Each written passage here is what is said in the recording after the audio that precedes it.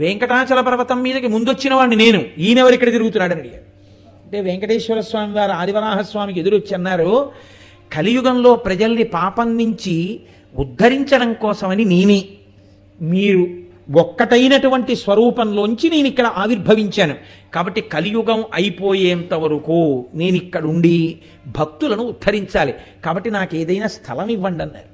అంటే ఆదివరాహమూర్తి ఏమన్నారో తెలుసా అండి, ఇది కలియుగం అయ్యా, అలా ఇవ్వండి అంటే ఇచ్చేయడం కుదరదు. స్థలం మౌల్యేన గృహ్యతాం, డబ్బిచ్చి కొనుక్కోండి. అంటే వెంకటేశ్వర స్వామి వారు అన్నారు, ఇద్దును, లక్ష్మి దగ్గర లేదు కరవీరపురంలో, కాబట్టి ఏమిమ్మంటారు, ఎలా ఇమ్మంటారు, అందుకని నేను మీకు ఒక వరం ఇస్తాను, ఆ వరాన్నే ద్రవ్యంగా స్వీకరించాను. కాబట్టి ఆదివరాహస్వామి దర్శనం మొదట చేసిన వారెవరున్నారో వారికి నా అనుగ్రహం. ఆదివరాహస్వామిని దర్శనం చేయకుండా నా దర్శనానికి వస్తే వాళ్ళు దర్శనం చేసినా చెయ్య